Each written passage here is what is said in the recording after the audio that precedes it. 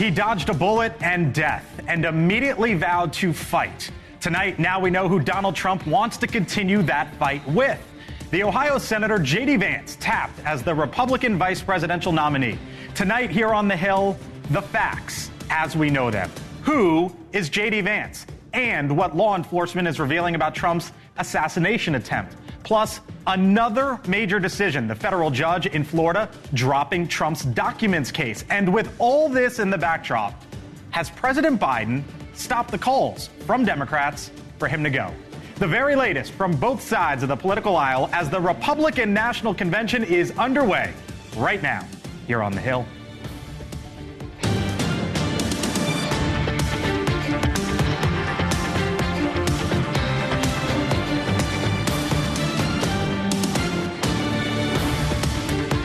And good evening, I'm Blake Berman. Where to begin? It is coming up on nearly 48 hours since Donald Trump turned his head sideways, unwittingly escaping an assassin's bullet by mere centimeters. And in roughly 48 hours from now, J.D. Vance will give the biggest speech of his life.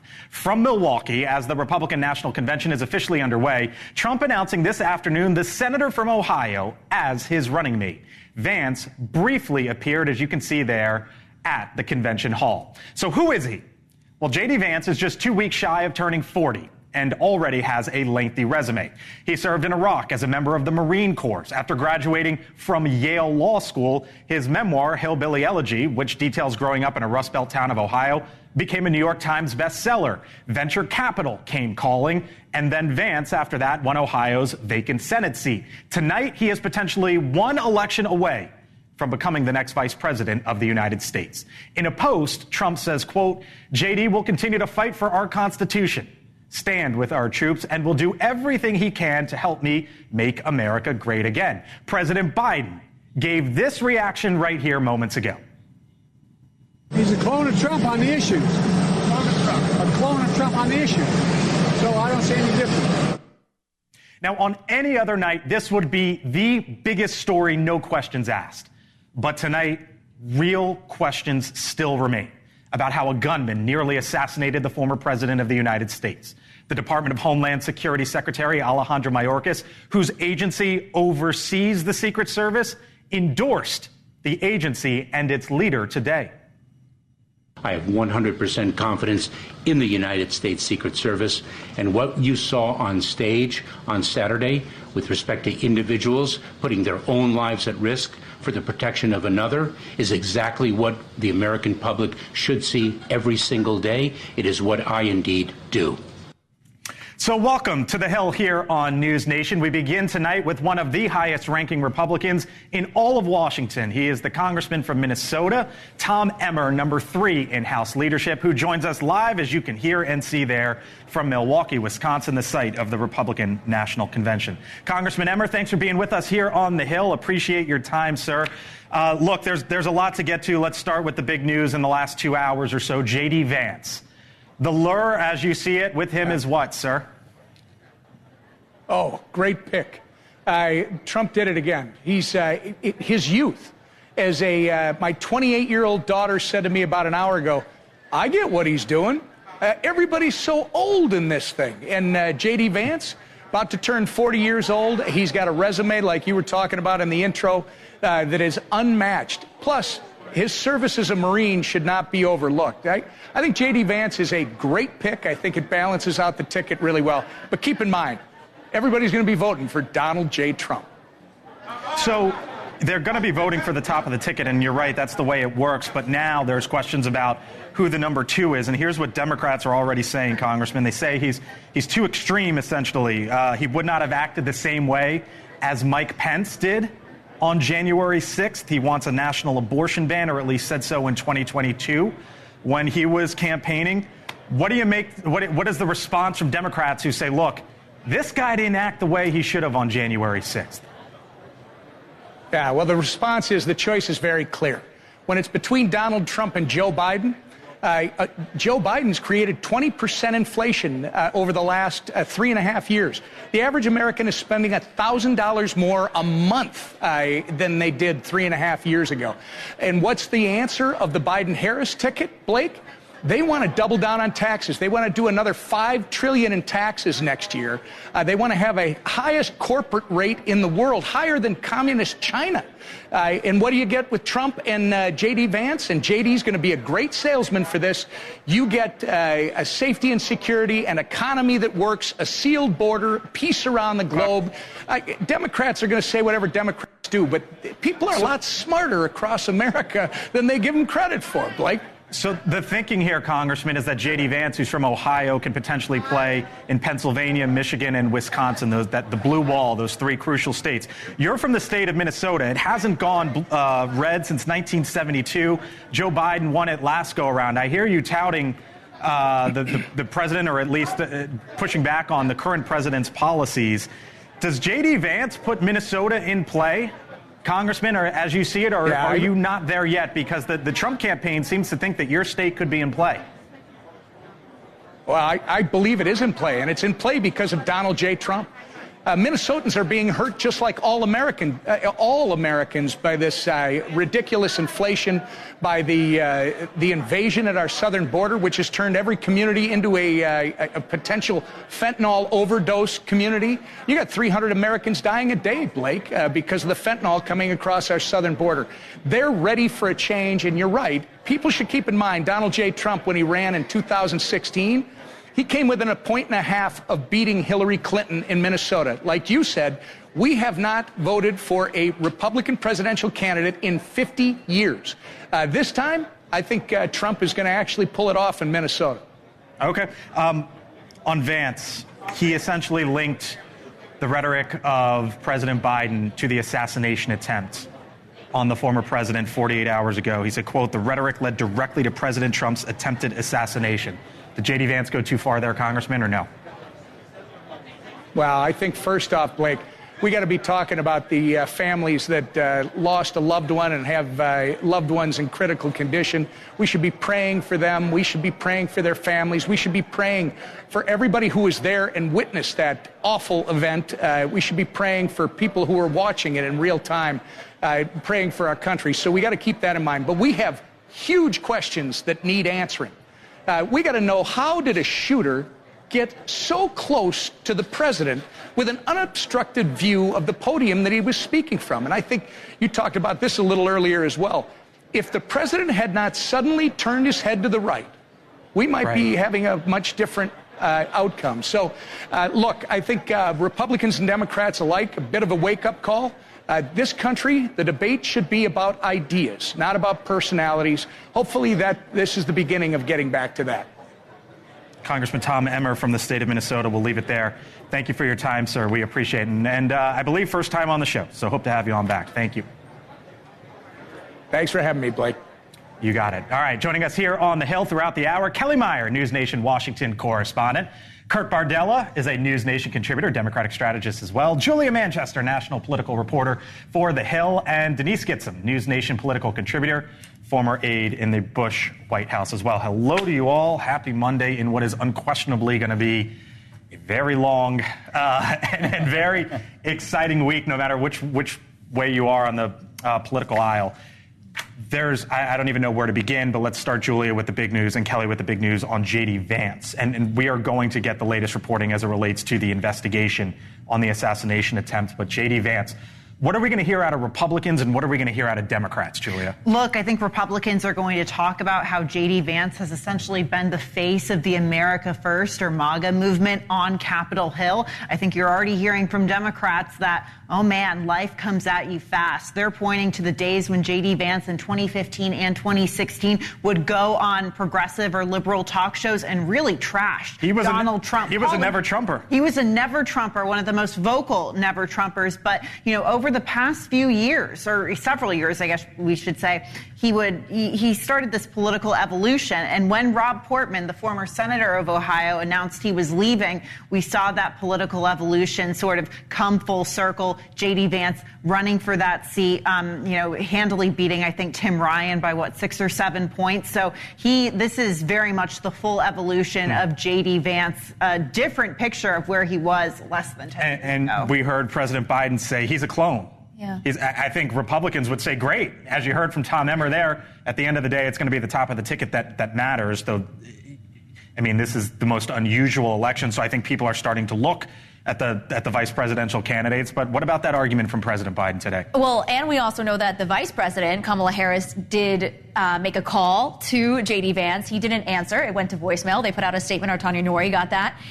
But she said she looks forward to meeting him, and they have their debate, don't forget, we don't know if it was he didn't answer. We don't know He's if probably getting a trillion phone calls right now. They didn't know if he looked at it and was like, no, or if it just went to voicemail, he'll get it later and return the phone call. We'll have to wait and see. But even Karine Jean-Pierre in the White House briefing was asked about Vance's rhetoric or blaming Biden for the rhetoric recently. They were saying they don't want to politicize this moment. So as you were talking about getting into the assassination attempt as well. Your party? Yeah, your pick, essentially? I thought it was funny when President Biden said he's a clone. I mean, what are you going to do? Pick someone from the other side of the aisle? I mean, this guy is going to be Trump, as Trump has to moderate. He now has to attract independents. So it makes total sense that you would send J.D. Vance out as the attack dog, as the person holding down the hard line on MAGA front hardliners, and allowing Trump to moderate, which you're already starting to see with the unity message. Because the only thing that matters at this point is getting independents, undecided voters out to vote.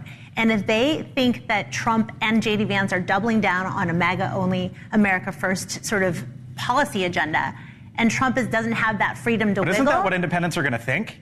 They're going to look at J.D. Vance and Trump as... It's shocking to me, but I've always seen that President Trump is remarkable at literally flip-flopping on a policy issue, and everyone just follows suit. And let's be clear, nobody's voting for J.D. Vance. People are voting for President Trump. And if you're okay with President Trump's rhetoric and with his policies, you're going to be just fine with J.D. Vance. Brand new comments from President Biden. Tee that up. I'll get to that in a second. But you said something to me when we were walking into the studio. You think he picked J.D. Vance because he's got this thing wrapped up. And you believe that as a Democrat. Yeah, I think that after the events of the weekend especially, I think that, if they pick Tim Scott, that's a sign that says, oh, I might need extra demographics of voters to dip into to win this election. The fact that you pick someone who is a clone of yourself, if you will, someone that will probably carry on after you and take that torch from you, that tells you that you don't really feel like you need to pick someone that could reach other groups, that you don't need to do that this time because you already are in such a strong position, have such a commanding position, and expecting that Biden's not going anywhere, that you can just do whatever you want and everyone's just going to fall in line. So speaking of the president, he sat down for an interview with NBC's Lester Holt. And as this country talks about and thinks about ways to lower the temperature and lower the rhetoric, the president was asked this just a little while ago. Watch. It was a mistake to use the word. I didn't say crosshairs. I meant bullseye. I meant focus on him. Focus on what he's doing. Focus on his policies. The president, I believe, said it was essentially a mistake to use that bullseye reference.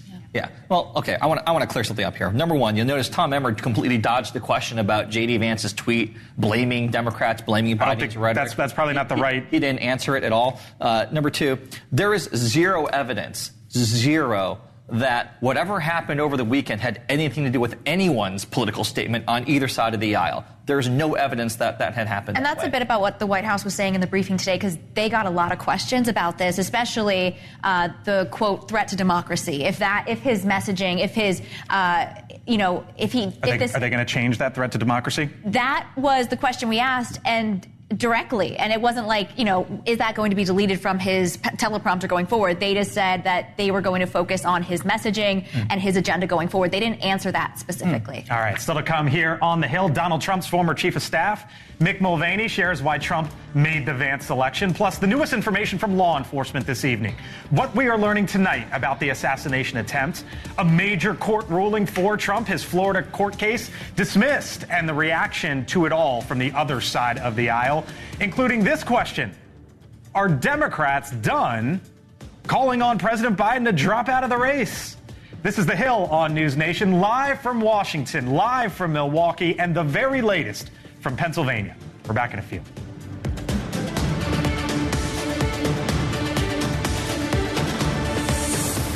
The Hill on NewsNation, as the Republican National Convention is underway now in Milwaukee, Wisconsin. The first few hours, the first of 4 days.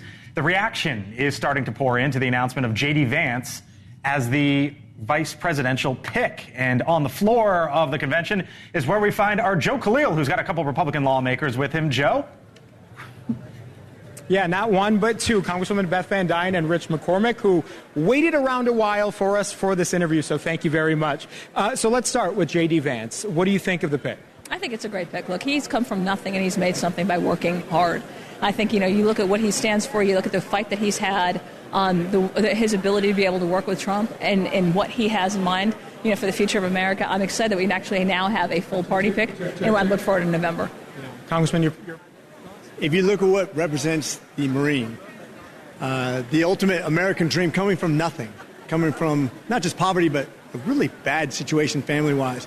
The Marines are like a island of broken toys, where you find your family, your brothers, and he's one of those guys who's going to be loyal, he's intelligent, he's accomplished. Look what he's made with his life now, and he's very close to Trump. They're going to get along great. He could be used in great ways for this country. And just very quickly, do you think he speaks to voters that Trump otherwise might not get on his own? I think absolutely. Not only do you look at the 4 years that he's got, but he's got 8 years after that. Okay. All right, we got to send it back over. Thank you both for joining us. Blake, we'll send it back over to you. Joe Kay, live for us in Milwaukee. Please say thank you to the members of Congress. We appreciate it. All right, well, as Republicans tout J.D. Vance, as you heard there, as Trump's vice presidential pick, Democrats are already on the attack, saying he will enable a quote-unquote extreme MAGA agenda. Come on in, Mick Mulvaney, former Trump White House chief of staff, NewsNation contributor as well. Mick, hello. Nice to see you as always. J.D. Vance, this was a name I believe you were hearing for quite some time. Why was it on Trump's radar for so long, and why do you believe Donald Trump eventually made this move? Well, I love it for a couple of reasons. As a former budget director, I know that Donald Trump likes to save money, so all he has to do now is change the PE in all the Trump Pence signs to VA to Trump Vance signs, so we get to save a lot of money. That'll be great. Enabling the MAGA agenda. Okay, that's sort of his job, isn't it? I mean, you have to ask. Somebody needs to ask President Biden, who just said that he's a clone of Donald Trump. What would you expect from the vice president?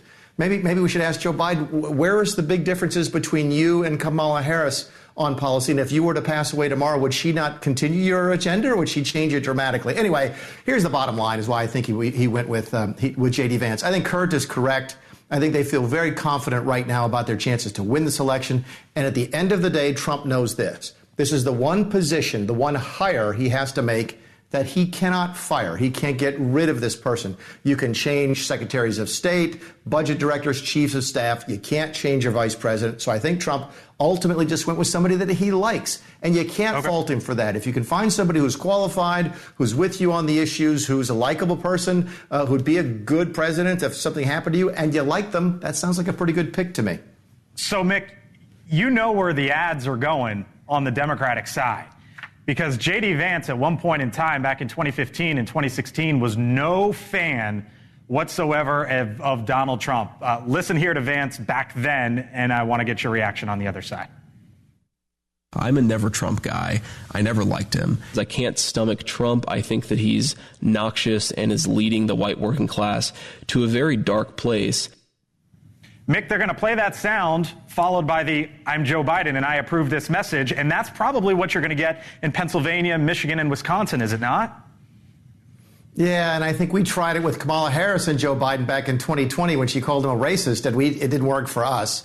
Look, American politics is full of people disagreeing with people they're running against. Use different levels of rhetoric sometimes, different level of hyperbole sometimes.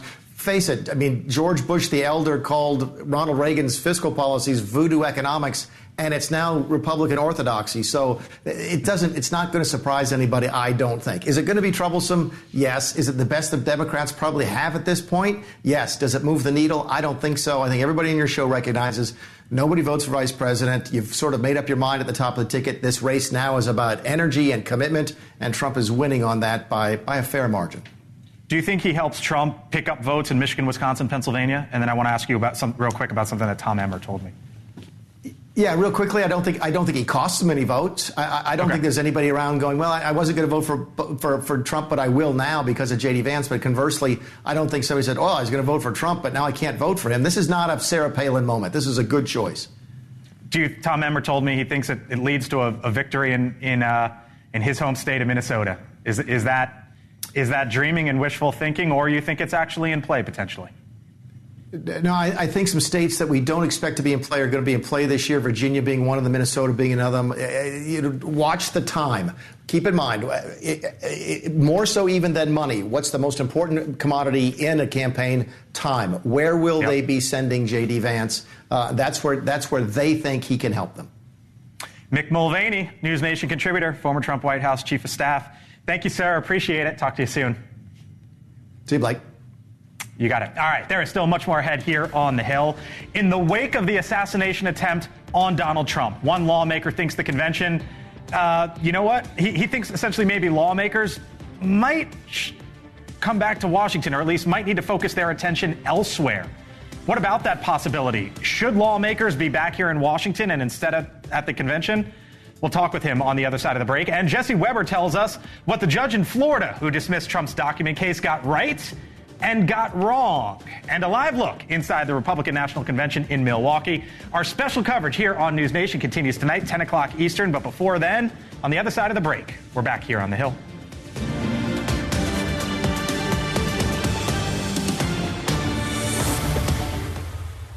Welcome back here to the Hill on NewsNation, and a live look right there at Bethel Park, Pennsylvania, where tonight law enforcement at all levels searches for answers after the attempted assassination of Donald Trump. Tonight, here's what we know, along with some of the reaction. The FBI has now gained access to the shooter's phone and is continuing to analyze his devices. Donald Trump is now receiving enhanced Secret Service protection, and Robert F. Kennedy Jr., who has called for Secret Service protection for months, is now receiving just that. The head of the Department of Homeland Security, Alejandro Mayorkas, who oversees the Secret Service, described Saturday's shooting as a security failure. However, from the White House podium earlier today, he vouched for that agency. I have 100% confidence in the director of the United States Secret Service. I have 100% confidence in the United States Secret Service. Our Evan Lambert is live for us in Bethel Park, Pennsylvania tonight with what authorities say they do and do not know this evening. Evan? Blake, one of those things that they hope to learn is by combing through the phone of the suspected shooter. That is something they just got access to today. They're going to be going through that. So far, they have not been able to learn a motive. That has not been evident in what they've seen already with the phone. We know that they have now interviewed more than 100 people. We saw some of those interviews continuing here at the suspect's home. FBI agents going in and out of the home, going to neighbors' homes, asking all kinds of questions to those neighbors. So that is the focus of the FBI, while the U.S. Secret Service is probing what went on to allow that lack of coverage of that building, that elevated building where the shooter was able to access the roof and begin firing off shots. Blake? Evan Lambert, live for us in Western Pennsylvania tonight. Evan, thank you. Back here in Washington, Republican lawmakers are launching a full investigation on the Secret Service and federal law enforcement's handling of the assassination attempt.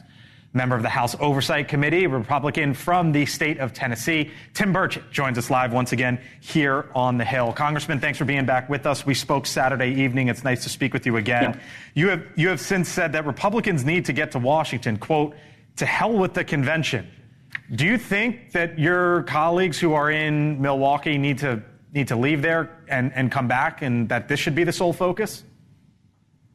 I believe that the members of the Oversight Committee should. And I expressed that to Chairman Comer. You know, we have rules about 72 hours, you know, and Speaker Pelosi never followed those rules. Matter of fact, they voted to do away with those rules the very first part of session when she took over. But, yeah, I think that the FBI, by the end of this week, they're going to know everything about this guy. They know his underwear size, what he had for lunch a month ago. They're going to know everything.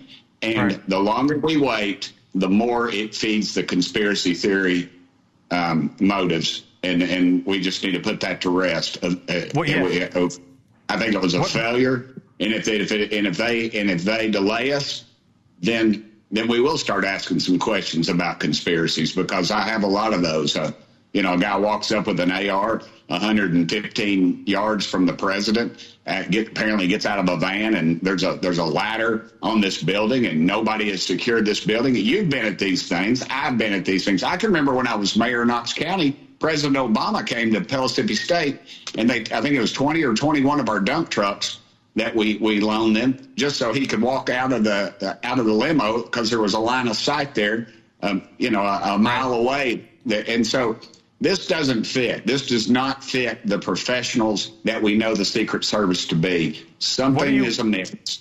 Go ahead. What are you going to ask the head of the Secret Service? I'd like to know who is in charge of that perimeter. I'd like to know, was there did they have to have permission to make that shot? Are there rules of engagement like the ones in Afghanistan that got 13 brave Americans killed? Do you have a communication between local authorities and the Secret Service or the people on the ground? Were our snipers Secret Service, or were they did they work under Mayorkas or somebody else? There's a lot of questions that need to be answered, and President Trump almost lost his life because of their inept. And I think they ought to go on and fire the person in charge of it, because this is these excuses and this. Do you think they should fire the Secret Service head or the person who was in charge of that event, or are you willing to go all the way up to the top at this point? I'd say to the top, because this is you have a person in charge who said, I want 30% women on the Secret Service. Yeah, I don't care if they get a purple unicorn, but dadgummit, they better be able to protect the president. And you saw the iconic shot where he's saying, fight, fight, fight. He's over the head of a Secret Service agent. That should never happen. There should always be a body. When a situation like that, the body has to be between him and the crowd. If there had been another shooter, we'd be having another conversation today. Congressman Tim Burchett from the state of Tennessee, who will be in that hearing with the head of the Secret Service in the upcoming days. Congressman, thanks for joining us. Appreciate it. Thank you so much. You got it. Julia, there's going to be lots of questions here, and I wonder, sort of lay out for our audience how you think this plays out in Washington over the next week. Right. So the question I have going forward into how this plays in Washington is we're heading into really the prime part of campaign season. We know that Donald Trump and his allies like to have these big open air rallies, and just from covering Donald Trump, knowing the type of person Donald Trump is, I don't think he's going to want to back away from that. I think he's going to want to continue that. His supporters want to see that. This goes for Democrats and President Biden as well. So as we're heading into an election season, I think there's a lot of pressure on lawmakers to really try to reassure voters, their constituents, but also, other candidates running. Because remember, a lot of these lawmakers themselves have to show up with President Trump or show up with President Biden. Right. A number of them were there on Saturday. So this is going to be something they're going to have to contend with in the election year. This was the committee you used to work for. Yeah, and this is a topic of which has been of interest of the Oversight Committee. On May 30th, the Oversight Committee sent a letter to the head of the Secret Service expressing, quote, concerns with potential vulnerabilities within the U.S. Secret Service, preventing it from fulfilling its mission to ensure the safety and security of its protectees. That is why they want this hearing on July 22nd, on Monday, which they invited the head of the Secret Service to testify, because this is something that they have been wanting to talk about for a really long time. You remember when we last left the Oversight and Judiciary Committee, there were a lot of questions about, well, with all the investigations you did into the Biden family, where is that going? It kind of just disappeared. Right. These investigations we're about to see replaces that for them. And that's what they're going to spend the bulk of the time doing between now and really well into the fall. You're going to have three committees going at this. You're going to have Oversight. Judiciary already had a hearing scheduled on the books with the head of the FBI. That's going to happen with Chris Wray coming up in the next 2 weeks. And then Homeland Security Committee is going to get into this too. I might be a little more cynical than Julia. And just in terms of, you're talking about campaign season, open rallies, I'm thinking about campaign season and what people are trying to express their sympathy and their devotion and loyalty on the Republican side to Donald Trump, and saying we're the ones that want to get to the bottom line. Because it was really hard for me to separate the feelings that I felt of just being so proud of our Secret Service, protecting, for throwing their bodies on top of the president, and from my own experience of the White House after 9/11, just watching the way they selflessly gave themselves up for us, to switch into suddenly they're a villain. And I think that we need answers. Don't get me wrong. We need answers. But I also think, these are also people who are American heroes. Yeah, no, and those officers. You're going to see, and someone at the committee shared this with me, there's going to be a difference between the officers who were there on the ground. And then the folks who made the decision. And then the administrative side. They point to the fact that this was someone who leads the Secret Service, who was on Biden's detail when he was vice president, led that protective detail, is very close with the Biden family. They're going to make that link very And now it's all changing, too, because now he will have nearly the same detail as the current president does. Before it was the level that the former president would have. So now they're changing that. All right. Speaking of Donald Trump, the federal judge overseeing his documents case has officially dismissed the charges against the former president. In a 93-page order, Judge Eileen Cannon ruled that the appointment of the special counsel Jack Smith violated the Constitution. Here's what she wrote, in part, quote, "The framers gave Congress a pivotal role in the appointment of principal and inferior officers. That role cannot be usurped by the executive branch or diffused elsewhere, whether in this case or in another case." In other words, Jack Smith's appointment was unlawful because he wasn't confirmed by the Senate.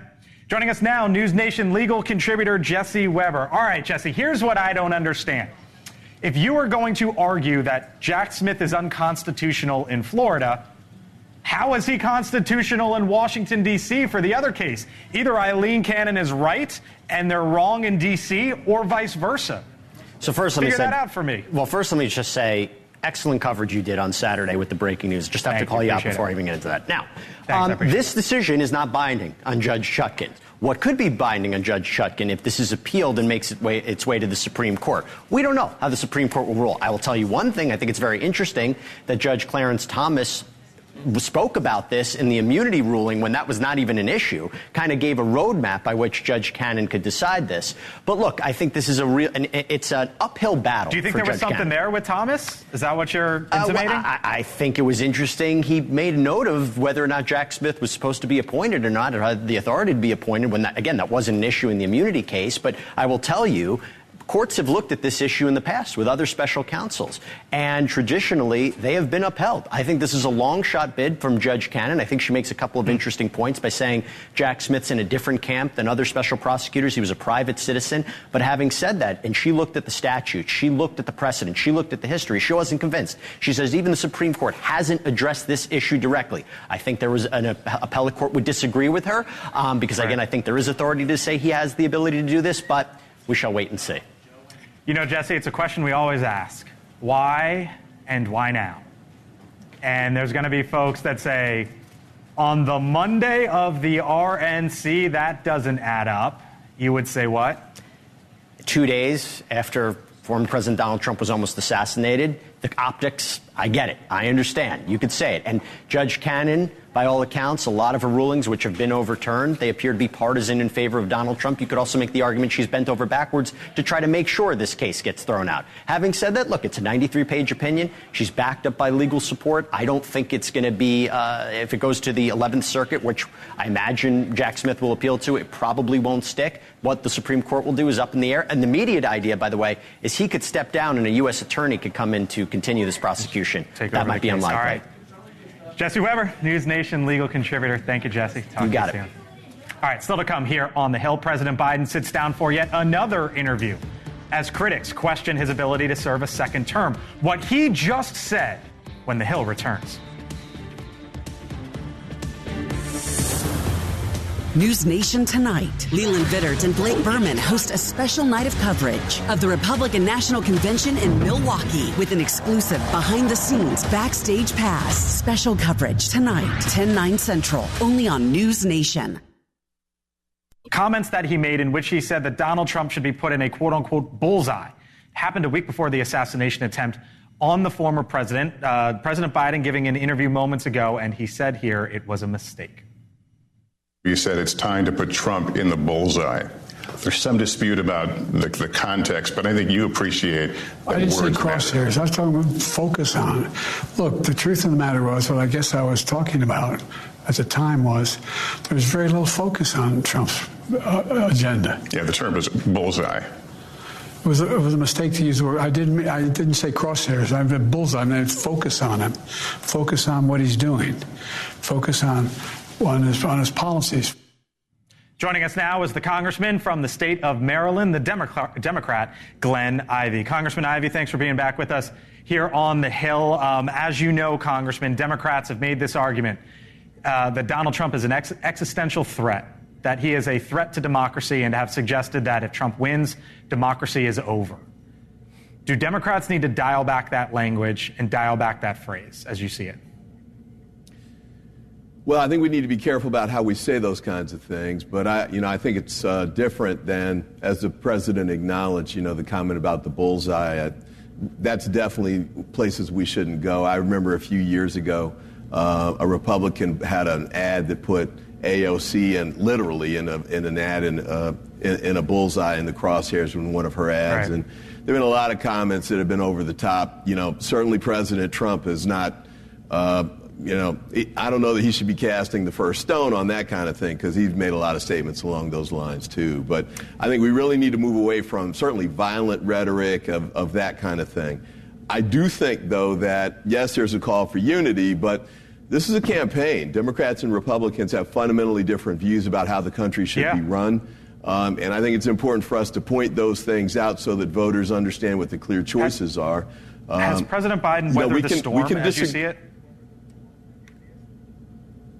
Yeah, I think he's done well. Certainly since the debate, he's had, the church speech in Philadelphia. I thought the NATO speech was really excellent.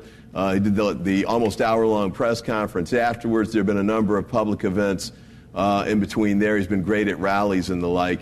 I thought his speech to the nation last night was very strong as well. So, but I think it's important for him to keep doing those kinds of things, and more importantly, the substance is what matters. He's got to make sure he's explaining to the American people where he's going to take the country. It's important for us as Democrats to show the positive things he's done, but we really have to talk about the future, too. So you talk about the issues. Let's go through them. Immigration, when polled, Trump versus Biden. The country is Trump in the most recent poll, Trump plus 17. Confidence in the economy over Biden, Trump plus 14. The only real major issue of which the president tops the former president is on abortion, and it's only plus 4. And when you look at the two biggest issues, the economy and immigration, if he's trailing in double digits, how do you win an issues economy, in issues election, rather? Well, I think if you look at the battleground states, those are margin of error votes by and large. And, immigration's been an issue, for example, in New York State that was huge, but Tom Suozzi won his congressional race on that issue. And I think the key is to make sure we point out that there was a bipartisan Senate bill that was killed by former President Trump and House Republicans. Trump gave the order that he didn't want that bill to move forward, even though it would have added more border agents, even though it would have added more judges to resolve these cases, because, explicitly, he didn't want to give a win to President Biden on that issue. So when voters hear that, and I think it's important for us to make sure they hear the whole piece, they come down in a very different place on it. Do you know of any other Democrats, Congressman, who are going to come out and call for the president to step aside? I don't, but there may be others. I don't want to sit here and act like there won't be any, but I think the key point is this. I think, what do we have, 20 or so? We've got 200 or so members of Congress who support him, and, I think most of the 50 senators as well. So the vast majority of Democrats are with him. And the key thing, though, too, I think, again, is where are the voters in the battleground states? We're in the margin of error for most of those. I think we're ahead in Michigan. We can win this election. We just have to get back focused on the issues and make sure we explain to the country where we're going to go. Congressman Glenn Ivey, got to leave it there. Thank you, sir. We'll talk to you again here on The Hill. The Hill on NewsNation returns on the other side of the break. Stay with us. We're live from Milwaukee, too.